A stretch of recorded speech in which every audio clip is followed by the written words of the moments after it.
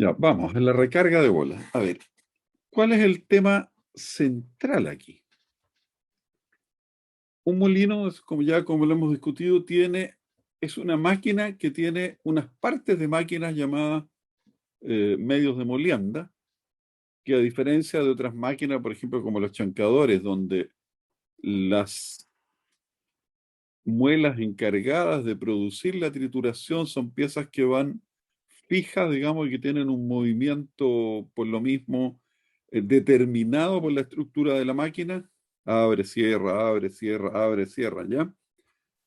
En un molino de bolas, ¿no es cierto? Al revés, estas bolas pueden circular libremente al interior del molino y por lo tanto tienen trayectorias que podríamos considerar estocásticas, ¿ya? Ahora, eh, sobre este tema, digamos, de la carga de bola, estos medios encargados de efectivamente realizar la trituración, hay preguntas que uno puede plantear. ¿Cuánto recargar? Eh, a ver, en realidad, perdón, eso no está bien dicho. En primer lugar, algo que alcanzamos a ver al final de la sesión anterior, ¿de qué tamaño debieran ser las bolas que tiene el molino? ¿De una pulgada y media, dos, tres, cuatro, cuánto? ¿Ya? Después, hay que tener en cuenta de que dentro del molino, estas bolas van experimentando deterioro, por lo tanto, están en constante pérdida de diámetro y el molino está permanentemente perdiendo masa de medios de molienda. Esta pérdida puede ocurrir por diversos mecanismos, ¿no es cierto? Y va a ser influida por diversos factores. Alguien llegó por ahí, puta madre. Entonces, lo primero, el tamaño de bola a recargar, eso fue lo último que vimos en la sesión anterior. Esto es una recomendación que tiene que ver con estadísticas, como digo, que ya sea operadores, en este caso Rowland y Kios eran, Chester Rowland era el gerente técnico de Alice Chalmers, una gran firma de fabricación y de manufactura que hacía tractores, maquinarias en general y también molinos. Y que finalmente, bueno, decayó en los años 70 y finalmente fue absorbida por lo que hoy día es Metso.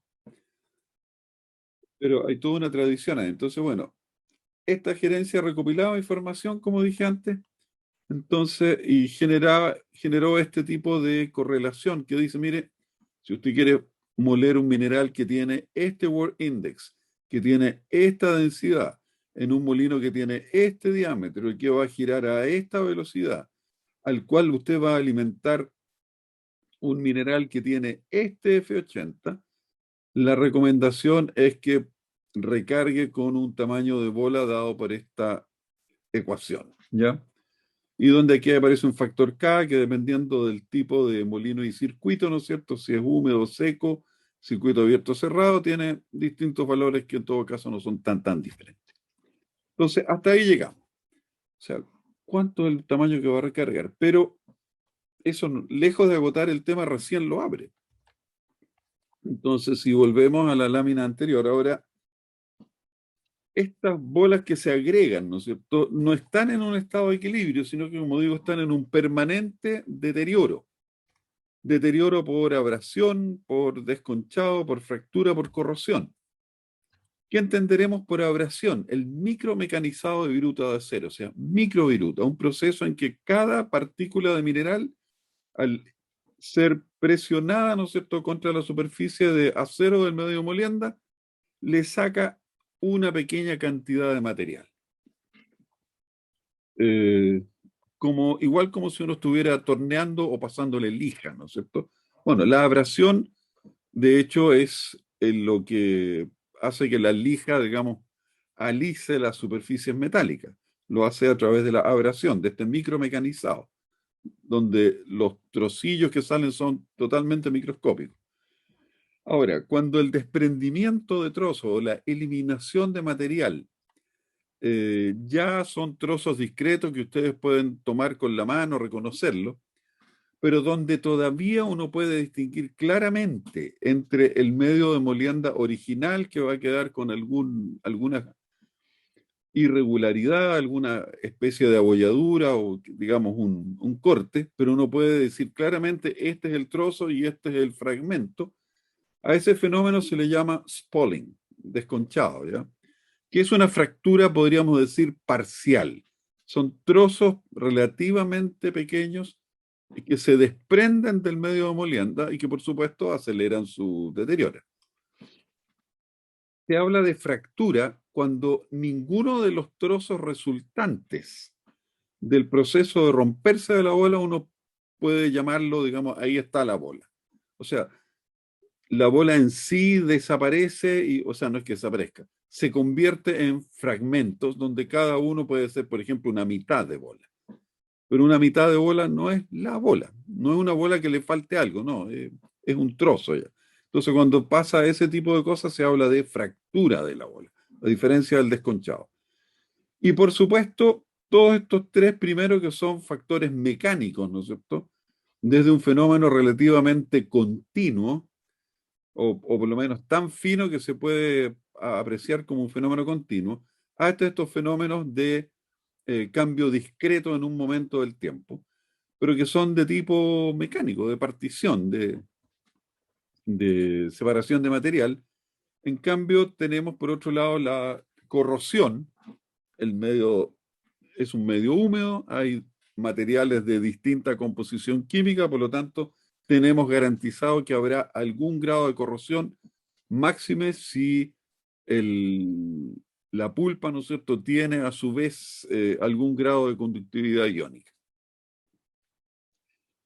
Eh, a ver, no tengo, tengo en deuda una lámina que trate directamente el tema, pero la pregunta es, bueno, ¿y cuál es más importante?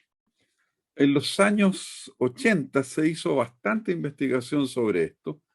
En la Universidad de Minnesota, el profesor Iwasaki publicó muchos artículos sobre la importancia de la corrosión y llegó a afirmarse que la corrosión era responsable de más de la mitad o cerca de la mitad de la pérdida de acero.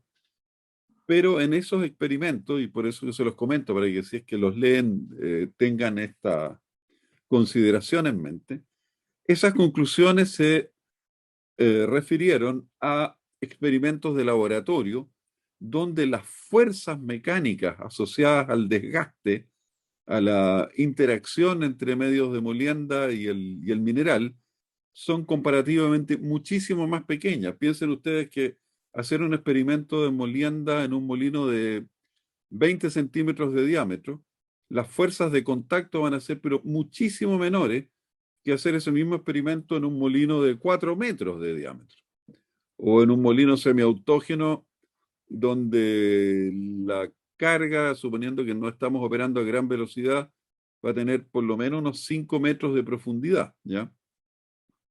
Entonces, obviamente las fuerzas de contacto ahí son mucho mayores y las velocidades de desgaste asociadas a esas mayores fuerzas de contacto son mayores. Entonces, en esos casos eh, industriales, digamos, la velocidad de desgaste es muchísimo mayor.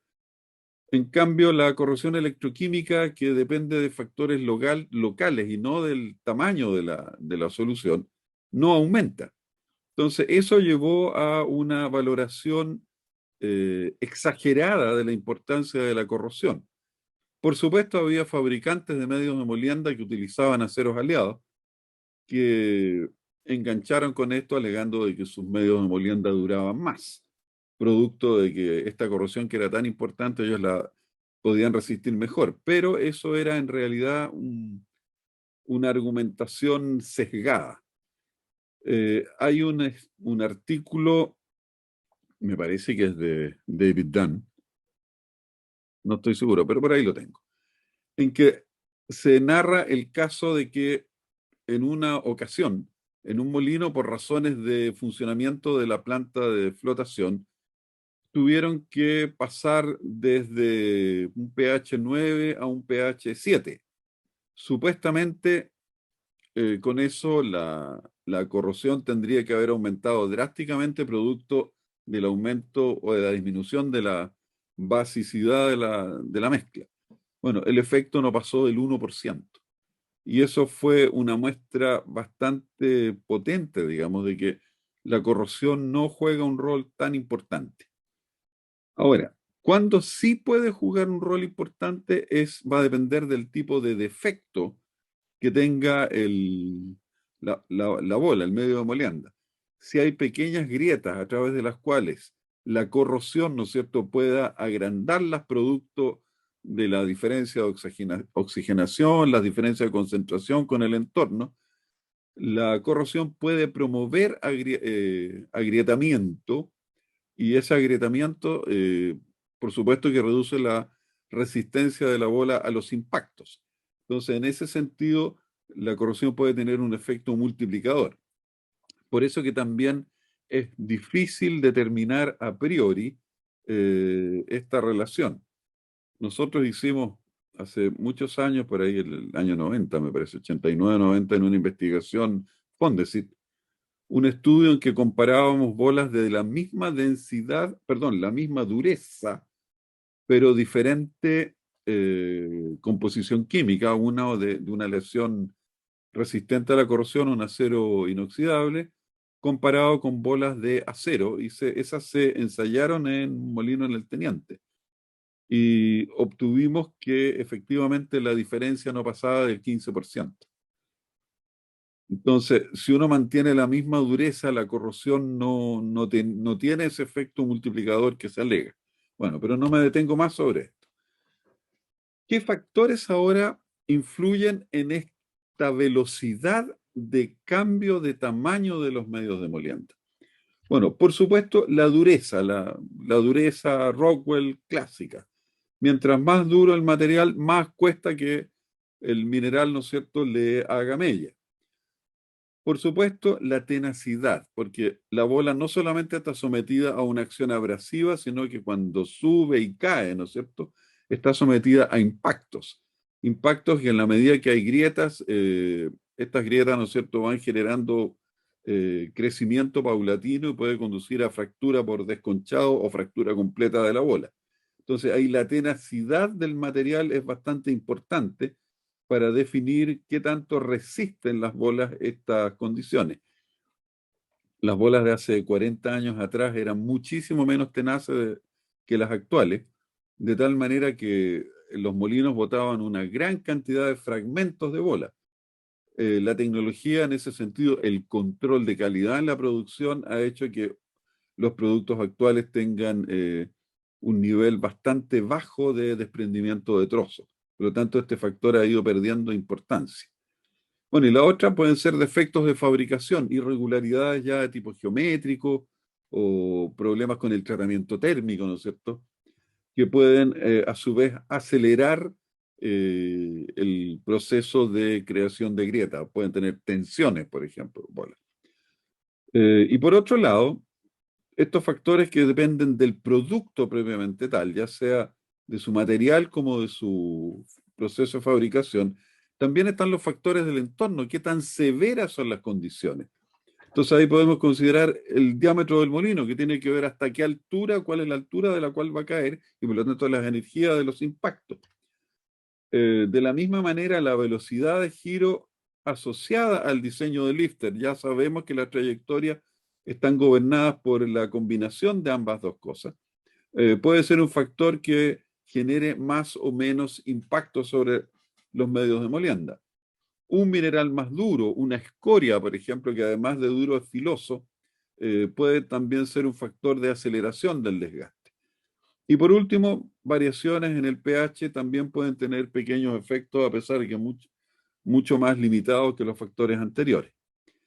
Ahí tienen ustedes algunos ejemplos de imperfecciones. Una bola muy bien fabricada es esta, pero a veces las matrices de las cuales se fabrican estas bolas, porque estas bolas se fabrican de barras de acero que se trozan y después una matriz en 3 golpes, ¿no es cierto?, le da la forma esférica. Pero a veces la bola no queda bien puesta, la matriz no llega hasta el final, etcétera, y aparecen este tipo de irregularidades que tienen diferente sección y que después generan también tensiones asociadas a distintas respuestas al tratamiento térmico. Otras veces las bolas presentan estas muescas, ¿no es cierto?, que son en el fondo concentradores de esfuerzo y esto favorece con el tiempo la aparición de grietas o la fractura de la bola. Por aquí hay unos efectos calculados en base a modelos mecánicos, ¿no es cierto?, de qué efecto podría tener mayores o menores tensiones, considerando la distancia de la superficie y los esfuerzos, y mirando las unidades, aquí hay cinco y un poquito más, ¿no es cierto? O sea, sin imperfecciones, esto debería ser el tipo de tensión que habría, que podría esperarse. Eso que se llama coloquialmente la mohicana, ¿no es cierto? La que tiene ese cintillo ahí de acero, significa un pequeño aumento en las tensiones. Pero la muesca es bastante peligrosa porque aumenta las tensiones en la zona adyacente. A lo menos, ¿cuánto es eso? Un 3/5, un 60%. Significa que esta bola está expuesta a fracturas. Bueno, esto es nada más que para ilustrar, porque el tema de la fabricación de bolas y el control de calidad de bolas es un tema en sí. Pero eh, hoy día solamente comentar de que las microestructuras, a su vez, producto del tamaño de la bola respecto al tratamiento térmico, que no puede ser tan brusco que fracture o llene de tensiones la bola. Entonces presentan mezclas de martencitas con perlitas finas o incluso vainitas, ¿no es cierto? Y austenita retenida en el centro, ¿ya? Supuestamente esta, esta zona más blanca, digamos, deberían corresponder a austenita que no se transformó.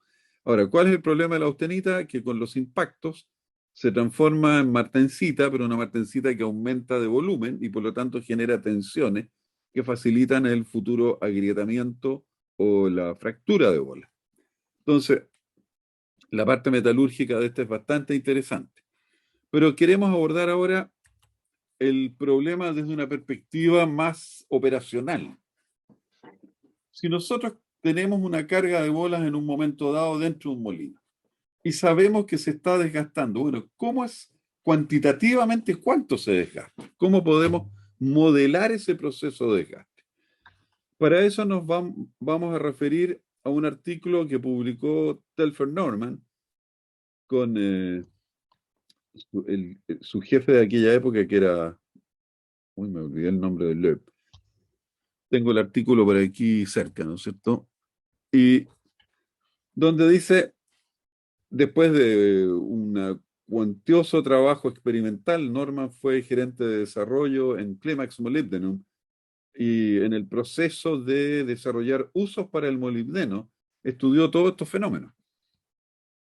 Entonces, lo que Norman dice, mire, la pérdida de masa es proporcional al área expuesta, ¿ya? Y eso, de hecho, vale tanto para bolas como para revestimiento. Pero el caso de bolas tiene una particularidad, porque se dice, ya, dm a dt igual a menos k por a, o sea, es proporcional al área. Entonces, bueno, pero la masa es el volumen por la densidad, por lo tanto, ρ por un sexto pi d cubo. Y el área va a ser pi por d cuadrado.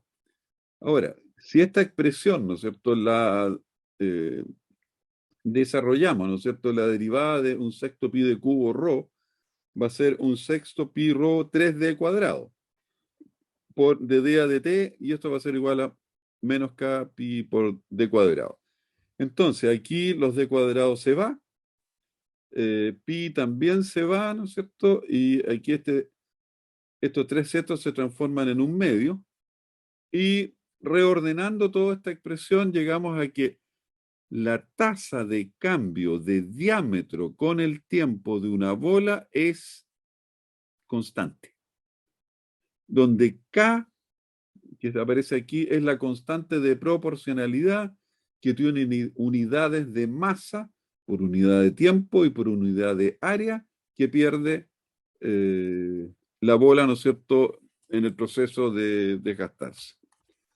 Entonces, y ρ es la densidad de la bola. Entonces, menos 2K por 2 es un valor fijo. Entonces, ¿qué quiere decir esto? Que la bola se desgasta con una cinética de orden cero, es decir, uniforme en el tiempo. Entonces va perdiendo tamaño, ¿no es cierto?, en forma lineal. Experimentos hechos por nosotros mismos también, esto fue en el molino SAC de la Diputada de Las Condes, el COBE, que está todavía en Los Bronces. Hicimos mediciones con pruebas, haciendo pruebas de bola marcada con nuestro colega Sergio Stay y el difunto Juan Basualto, y alguna brigada de estudiantes que participaron de estas pruebas, ¿no es cierto? Hicimos trabajos de bola marcada, ¿no es cierto? Marcábamos bolas, las lanzábamos al molino en un momento dado, computábamos el tiempo que pasaba y a la siguiente parada del molino nos metíamos al molino, así se hace la prueba de bola marcada, para buscar estas bolas marcadas, por eso es que hay que marcarlas para poder distinguirlas del resto. En el fondo son trazadores, ¿no es cierto?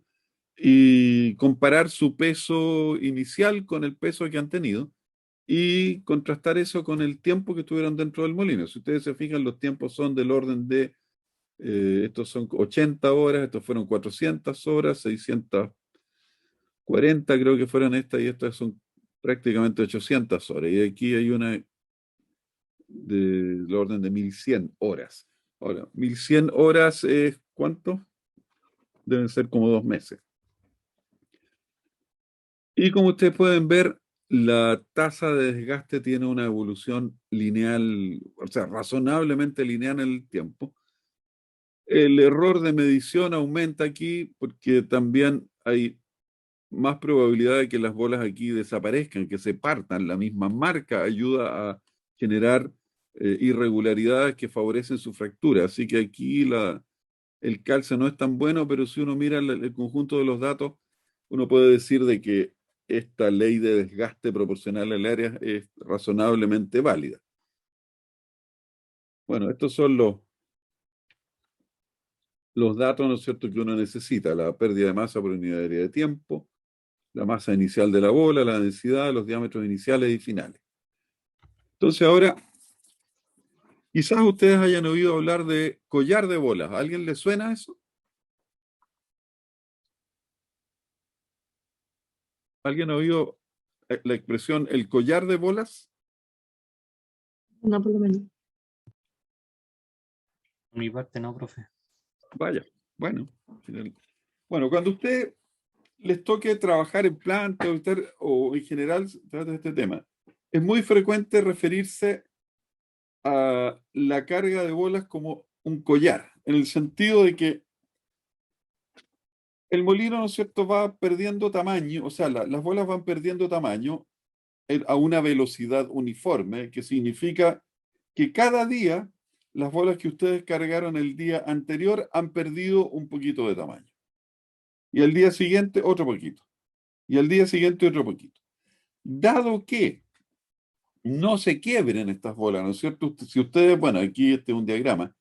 Si ustedes cargaron 4 hoy día, mañana habrá esas mismas 4, pero un poco más pequeñas, al día siguiente otras 4, y el día subsiguiente, bueno, subsiguiente otras 4, y así sucesivamente hasta que esta reducción de tamaño se llega al punto en que las bolas alcanzan el tamaño de apertura de la parrilla y salen del molino en forma de chatarra. Y algún magneto por ahí las captura para que no se vayan a meter a los ciclones o a la celda de flotación incluso. A pesar de que se han encontrado en celda de flotación bolas que han sido capaces de escurrir todos esos controles. Entonces, a esta serie se le llama típicamente el collar de bolas, ¿ya? Porque al mostrarla gráficamente, claro, uno ve bolas que se van achicando. Entonces, lo notable de esto es que dentro del molino, entonces, si ustedes todos los días cargan el mismo número de bolas, la misma masa en el fondo, ustedes van a tener una distribución desde el punto de vista del número de bolas uniforme. O sea, habrá tantas bolas grandes como bolas chicas si ustedes mantienen rigurosamente el número de bolas que están recargando. Ahora, ¿cuántas hay que recargar? Depende de la velocidad de desgaste. porque en el fondo la pérdida de diámetro y la pérdida de masa, que es proporcional al área, ¿no es cierto? Eh, si la tasa de desgaste es más baja porque la bola es más dura o el mineral es más blando, entonces la cantidad que ustedes que tienen que reponer es menor, ¿ya? Pero en general siempre vamos a tener una escala, ¿no es cierto?, descendente desde el tamaño mayor hasta el tamaño de descarga. Eh, que como digo, si se ha mantenido una recarga uniforme, que es lo que corresponde, ¿no? Entonces debiera ser una distribución uniforme desde el punto de vista del número de medios de molienda. Ya en cada tamaño entonces hay igual número de bolas. Bueno, lo mismo que estaba diciendo recién. Ahora, ¿qué pasa si un día no hay recarga? El jefe de operaciones dijo, no, sabe que este molino tiene mucha bola, así que no le vamos a recargar hoy día porque le hemos recargado demasiado. Ahí se produce una alteración, porque este día, ¿no es cierto?, no vamos a tener bola y por lo tanto esta, esta vacante, ¿no es cierto?, se va a propagar, se va a propagar y se va a propagar y va a durar hasta el día que le toque a la descarga, ¿no es cierto? Que habrá un día que el molino tendría que teóricamente descargar menos bolas porque 2 meses antes no se recargó lo que debería recargarse. O sea, lo que quiero decir es que esta distribución de tamaño se altera cuando no se recarga uniformemente. Y eso a veces, por ejemplo, hace que en este momento falten medios de más tamaño, más adelante van a faltar medios de menos tamaño y eso influye también sobre la molienda. Ahora, por supuesto, si es un solo día, el efecto va a ser apenas perceptible. Pero si hay irregularidad o arbitrariedad en esta recarga, efectivamente la carga del molino va a tener una variabilidad en su composición, una desuniformidad que va a afectar el proceso de molienda. Ah, bueno, eso es lo que decía, esto va a ir cambiando día a día, ¿no es cierto? Y así sucesivamente. Ahora, si yo quisiera ponerle número a esto, calcular. Recién determinamos, ¿no es cierto?, que la variación de diámetro con respecto al tiempo es una constante. Por lo tanto, si yo doy vuelta a esta ecuación y la integro, puedo decir que la vida útil de la bola, de t va para acá, ρ va para allá, ¿no es cierto? Y 2K viene aquí abajo, ¿no es cierto? Y por lo tanto, el tiempo, digamos, que va desde el diámetro final al diámetro inicial, nótese que el diámetro final es más chico y el diámetro inicial es más grande. Pero aquí hay un signo negativo, así que al final esto se podría invertir. Eh, Esto nos permite decir cuánto tiempo va a estar esa bola dentro del molino. Y eso también permite estimar si yo un día, qué sé yo, cargo bolas de más, cuánto tiempo se va a demorar esa perturbación también en disiparse, en desaparecer. Y como digo, esto puede ser del orden de meses. Ahora, si yo tengo este periodo, yo también puedo intentar calcular el número de bolas total que hay dentro del molino. Para hacer simulaciones, por ejemplo, con el método de los elementos discretos, con Rocky, uno tiene que poder hacer estos cálculos para poder determinar, bueno, cuántos elementos voy a tener que tener en el molino. Eh, Ahora, ¿cómo se saca esto?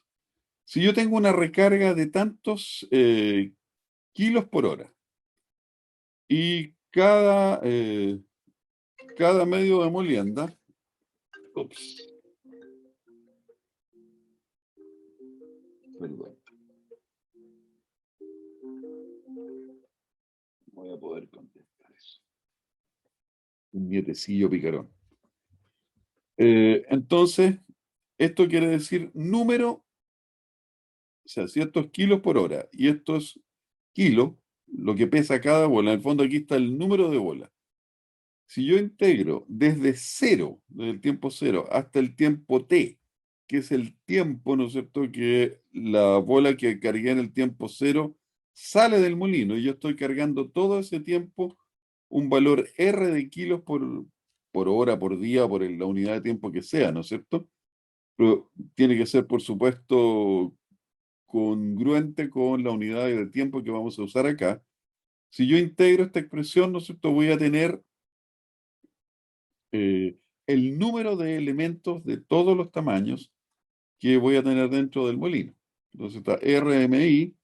Bueno, esto es constante, así que la integral de 0 a t de t es t nomás. Y t es ρ por la diferencia de diámetro partido por 2km, 2k. Entonces tenemos que, de esta forma, podemos calcular el número de elementos que hay dentro del molino. Y es notable darse cuenta de los cientos de miles de bolas que puede haber dentro de un molino. Ahora, otras cosas que me podría interesar saber, ¿no es cierto? Es, por ejemplo, cómo se distribuye la masa de bolas dentro del collar de bolas.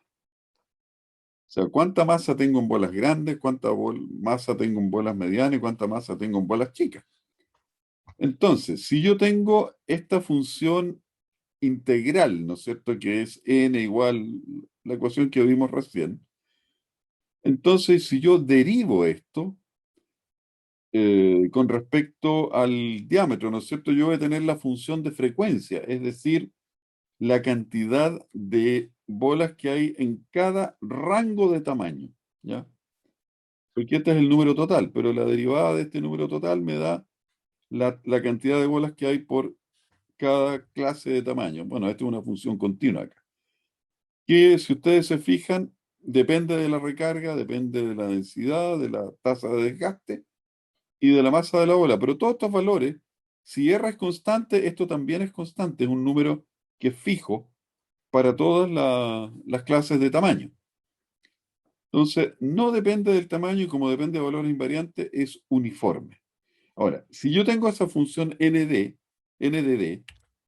yo puedo ahora hacer la integración de este NDD, pero ponderado. Entonces, la masa total de bola va a ser la integral desde el diámetro inicial al diámetro final de la masa en función del diámetro, ¿no es cierto?, por la cantidad de bolas que hay en esa clase de tamaño. Y bueno, sustituyendo los diversos valores de esta función, en este caso, pi sextos de cubo es el volumen de la bola y rho es la densidad, por lo tanto, rho por el volumen, esta es la masa para el tamaño D. N de D es la función que acabamos de ver hace un momento y dado el orden en que está esto, esto vuelve a estar en signo negativo. Y eso nos lleva a una expresión en función de las tasas de desgaste, de la masa de la bola y de la tasa de recarga. Estos valores se pueden en todo caso expresar de otra manera. Uno podría hablar del número de bolas, en ese caso es R partido por MI, etcétera. Da lo mismo en realidad. Pero lo que sí es importante destacar es que la masa de la carga de bola, ¿no es cierto?, tiene una dependencia en función de la cuarta potencia con respecto, digamos, al tamaño, ¿ya? Entonces, yo puedo hacer una función, si es que dejo, por ejemplo, el diámetro final lo dejo flotante, entonces pasa a ser D, yo aquí tendría una función de cuál sería la masa entre el tamaño inicial y el tamaño D. Ya, entonces puedo hacer cálculos de cuánta masa implican las bolas, por ejemplo, cuando están bajo una pulgada, entre 1 y 1,5 pulgadas, entre 1,5 y 2 y así sucesivamente. O lo mismo en milímetros. Otra cosa que me podría interesar es el área de la carga. Por lo tanto, la cantidad de puntos de contacto que va a ser proporcional al área de la carga de medios. Bueno, hago el mismo análisis, la misma carga, solo que ahora aquí esto va a ser pi por d cuadrado y voy a llegar a una relación que va a ser proporcional a la tercera potencia, ¿ya? Similar. Bueno, del mismo modo, así como tengo la vida útil, tengo el peso de la carga, tengo el área de la carga, puedo también calcular la variación de peso, que no es otra cosa que derivar esto respecto del tiempo. Esto me da una función al cubo. O sea, esta es la cantidad que en el fondo pierde eh, la carga de bola en función del tiempo y tiene que estar en conjunción entonces con esta recarga. Entonces, el punto es que la carga de medios es una masa que está en permanente cambio, en permanente modificación y que uno tiene que estar compensando la cantidad de masa que se va, ya sea por abrasión, que es lo más matemáticamente lo más fácil, pero que también uno puede calcular una pérdida de masa equivalente que simplemente lo va a sumar a la tasa de desgaste a partir de los fragmentos que se desprenden y que logran salir por la parrilla. Entonces la tasa promedio va a ser más alta a pesar de que no es solo abrasión. Y aquí hay algunos ejemplos de cálculo que si uno ya tiene esas relaciones, entonces uno puede hacerse planillas Excel, ¿no es cierto?, donde dice, mire, un detalle. Normalmente, ¿cómo se expresa en planta el consumo de acero? Se expresa más bien en gramos de acero por tonelada de mineral procesado.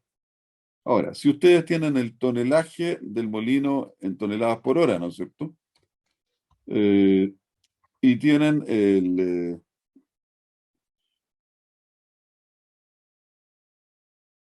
bueno, entonces, perdón, si ustedes tienen los gramos por tonelada y saben los toneladas por hora, pueden entonces tener los gramos por hora que se pierden de medios de molienda, o sea, la masa por unidad de tiempo.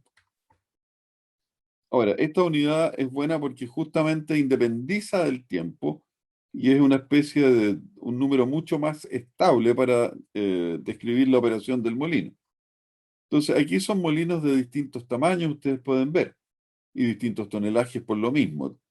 Pero aquí molinos prácticamente con el mismo tonelaje, pero fíjense ustedes que tienen 367 y 437 gramos por tonelada. O sea, este consume más que el otro. Ahora, la potencia nominal es la misma, los largos son los mismos y los diámetros son los mismos. Estos son molinos SAC, entre paréntesis. En cambio aquí, un molino notablemente más grande, de 19, esto es perdón, 36 pies, estos eran de 28 pies.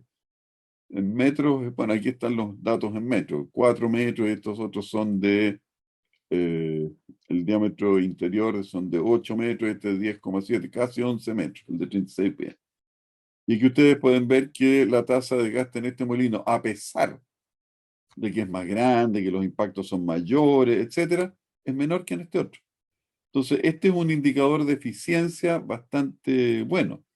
Aquí hay otros molinos de otras plantas, ¿no es cierto?, en que para dimensiones similares de 36 y 36 pies, ustedes tenían consumo de 260, incluso 207 gramos por tonelada.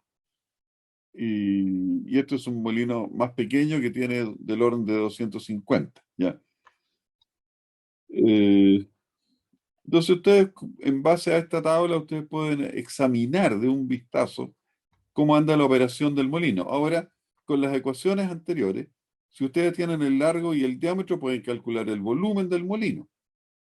Si conocen cuál es el nivel de bolas que se va a agregar al molino, y aquí me pillan inmediatamente que estos son molinos antiguos. Hoy día lo habitual es que los últimos molinos que se han construido trabajan con de 15 a 18% de bolas.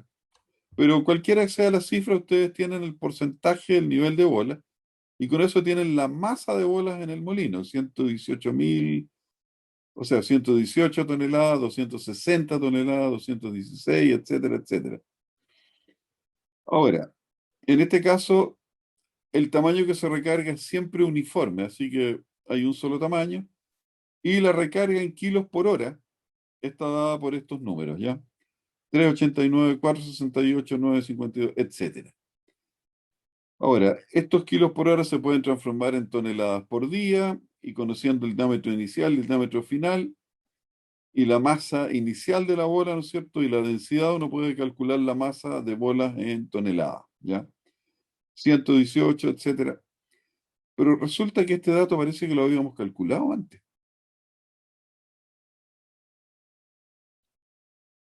Ups, perdón. Entonces, el detalle es que de esta recarga, usando estas ecuaciones que están aquí, estas en particular, con esa recarga y sabiendo cuál es el tamaño máximo inicial que se recargó y el tamaño al cual la bola sale del molino, por lo tanto uno conoce también la masa de esa bola, para esa recarga, eh, si uno conoce la tasa de desgaste, uno puede saber cuál va a ser la masa que debería tener el molino. O al revés. uno puede hacer calzar, ¿no es cierto? Eh, la recarga de tal manera que dada una tasa de desgaste, eh, se obtenga la masa de bolas que corresponde al nivel de llenado que ustedes establecieron. No sé si me estoy explicando razonablemente bien. O sea, por un lado, ustedes pueden hacer a partir del molino, del tamaño del molino, el volumen del molino y el nivel de bola, usted dice, mire, la masa de bola que tiene que haber este molino es tanto. Ahora, si esto es lo que efectivamente hay, porque el molino se logra tener esos niveles, cosa que hay que medirlo cada cierto tiempo. Para eso se mide el nivel de llenado, esas mediciones que veíamos la semana anterior. Entonces, por ejemplo, aquí estas son las tasas de recarga.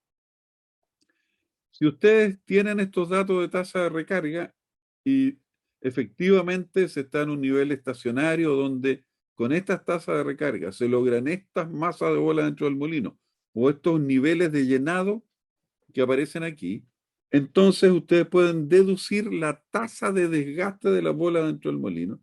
Ups. Bueno, en diversas unidades. Ya, aquí aparece en kilos por metro cuadrado por día, si es que es el coeficiente K, pero ustedes pueden sacar la tasa diametral aparente, el menos 2K partido por ρ, o sea, el dd a dt, y lo pueden sacar en micrones por hora, porque esa es una unidad, digamos, que se dan números que son bastante más amistosos. No hay que estar poniendo exponente, 10 a la menos, nada. Entonces, si ustedes se fijan, los órdenes de magnitud de la velocidad de pérdida de diámetro van entre cuánto, 75, 90, 80, 46, 30, 52. En general suelen estar bajo 100 micrones por hora. ¿Qué significa eso? Que en 10 horas una bola pierde 1 milímetro y en un día pierde 2,4 milímetros. Por lo tanto, que dije, en un día pierde 2,4 milímetros. Eh, por lo tanto, en 10 días, ¿cuánto pierde? 2,4 centímetros, es decir, casi 1 pulgada. Eso se va en 10 días de vida útil de la bola. Eh, es rápido, ¿eh? También se puede calcular por tonelada procesada. Hay gente que utiliza este indicador. Y hay otras plantas que utilizan micrones por megawatt hora, eh, digamos, de consumo de energía, con lo cual buscan balancear distintas condiciones operacionales que la unidad de tiempo no considera. O sea, a veces a rato el molino anda más rápido, más lento, más lleno, más vacío. Pero eso, la energía suele compensar esos factores y estas unidades también pueden ser bastante más estables como indicador. Ahora, ¿qué hora es? Ups, pensaba que iba a terminar un poco antes. Uno puede hacer cálculos de vida útil para tener alguna idea, digamos, algunos ejemplos con estas expresiones que presenté antes. Por ejemplo, una bola de 127 milímetros, ¿sabes? Que son 5 pulgadas, y una bola de 102, que son 4 pulgadas. Si la densidad es 7,8, si la tasa de desgaste es 0,043, 0,0043, significa que tiene una masa de eh, perdón, ¿qué es esto? Ah, esta es la tasa de desgaste. Rho K, sí, diámetro final. Ah, perdón, este es el 0,063 metros. O sea, en otras palabras, estos son 63 milímetros o 6,3 centímetros, que esos son 2,5 pulgadas, y eso es más o menos el tamaño de apertura de una parrilla de molino semiautógeno. Entonces, si este es el tamaño final y el tamaño inicial está dado por este valor, entonces uno dice, mire, una bola de 5 pulgadas dura aproximadamente 58 días hasta que es descargada del molino. Y una de 4 pulgadas dura 35 días, o sea, poco más de un mes, poco menos de 2 meses. La recarga que se requiere para compensar ese desgaste, ¿no es cierto? Son 8,1 toneladas por día. Y 8,1 toneladas son unas 100 bolas más o menos. Un poquito más, no, un poquito más, pues. Una bola pesa 8 kilos. No, está bien. 1000 bolas. 1000 bolas diarias. A un molino, esto es un molino 36 pies. Y durante la vida útil de esta bola se han recargado 470 toneladas, que corresponde a la carga que mantiene el molino en forma estacionaria, digamos. Ahora, algunas trampillas que se pueden hacer. Ustedes pueden tener bolas de distinta calidad y hacerlas aparecer como mejor de lo que son. El truco es jugar con la superficie expuesta. Si ustedes toman el caso base que estábamos mirando recién, el diámetro inicial, el diámetro final, significa que la masa de bolas en un molino que se recargan 8,1 toneladas, ¿no es cierto?, es 219,1 instantáneas, ¿no es cierto? Y el área de esa carga son 1653,8 metros cuadrados. Entonces, pensemos en una bola que es un poquito más grande, 130 milímetros, apenas se nota. Se recarga la misma cantidad eh, para la misma densidad del material. Si suponemos que es la misma tasa de desgaste, la masa inicial, bueno, es de valor que no vale la pena en realidad abundar mucho sobre él. Para el mismo tamaño final, esta bola un poquito más grande debiera conducir a que la carga de bolas dentro del molino debiera subir un poquito más, a 225,6. Y el área subir a 1669, ¿ya? Pero esto significa que hay más peso de acero en el molino. Pero si uno ahora dice, mire, no sabe que esta bola, pero yo voy a recargar un poquito menos, voy a tener las mismas toneladas, pero voy a haber recargado menos bola. Entonces, clásicamente el fabricante o el proveedor dice, ve, mi bola es más económica, o sea, perdón, es más eficiente, es mejor. Usted necesita recargar menos acero para lograr la masa de bola dentro del molino. Entonces, este es un argumento capcioso, porque simultáneamente hay una caída del área en metros cuadrados de medio de molienda en condiciones de triturar mineral, ¿no es cierto? Hay menos elementos, hay menos bolas.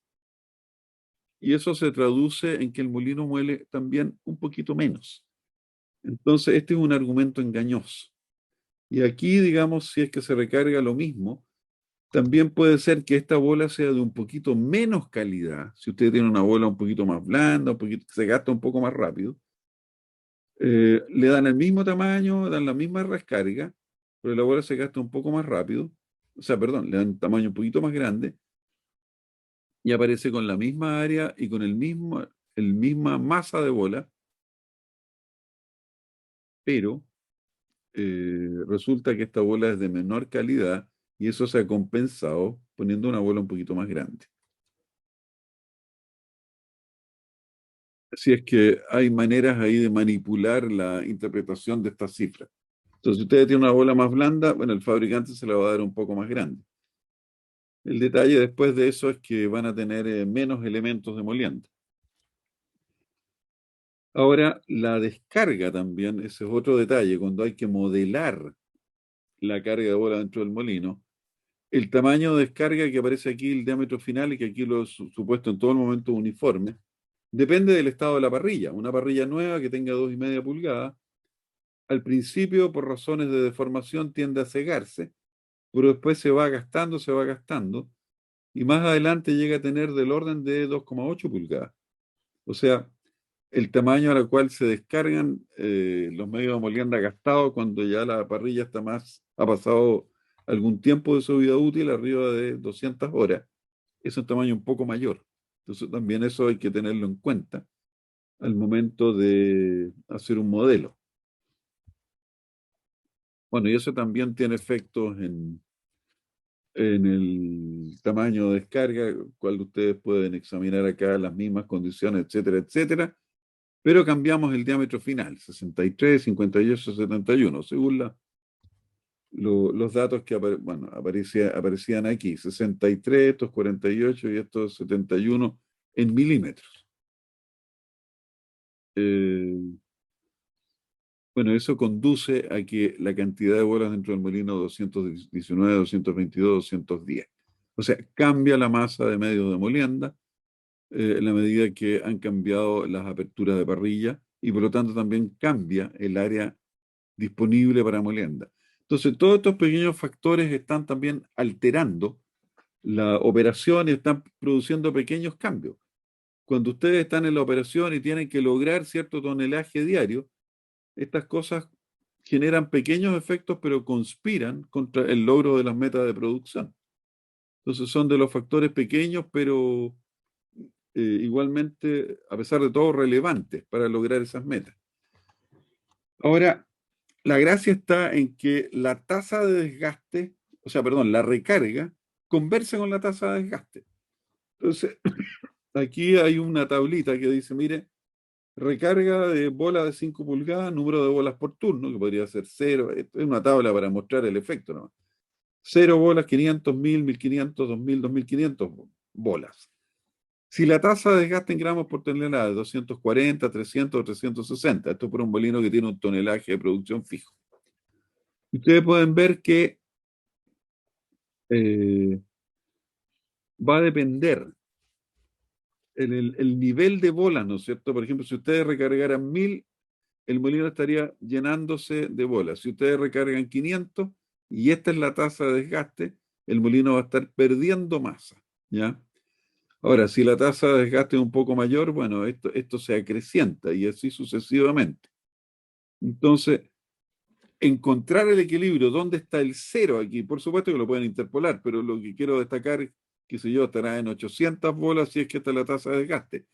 Pero entre medio, la calidad del producto cambia, el mineral viene más duro, a veces viene más grueso, y esa tasa de desgaste también es un número que no es una constante matemática, sino que es un valor medio dentro de toda una variabilidad.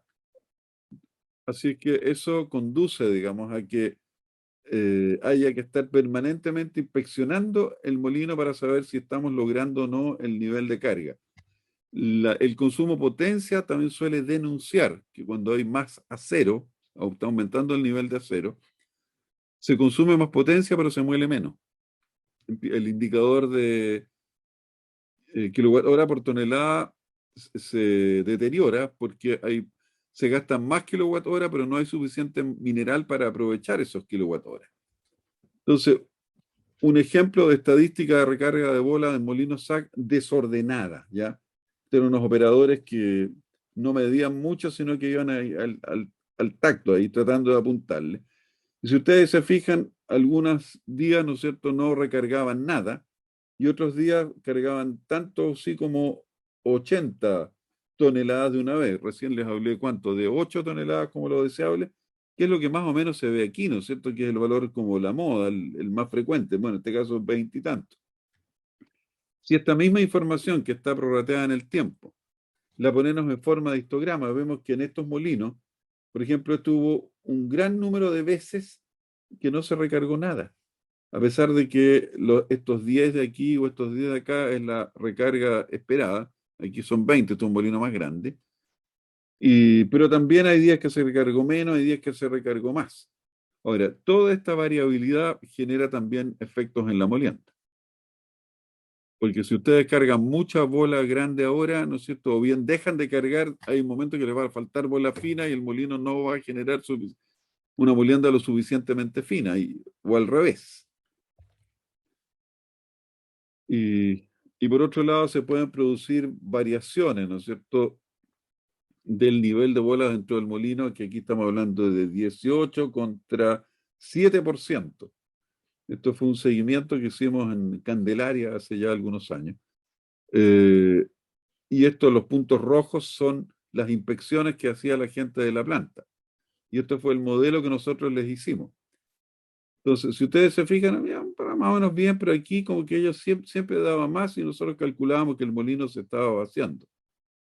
Y de repente, de un día para otro más o menos, ¡pum!, este salto. O de aquí, digamos, este salto. Entonces, este punto mostró, ¿no es cierto?, de que no puede ser que un molino pierda esa cantidad de material por desgaste de una vez. Tampoco había habido ningún accidente, qué sé yo, que el molino se rellenara, que botara bolas, nada, que botara mucha chatarra.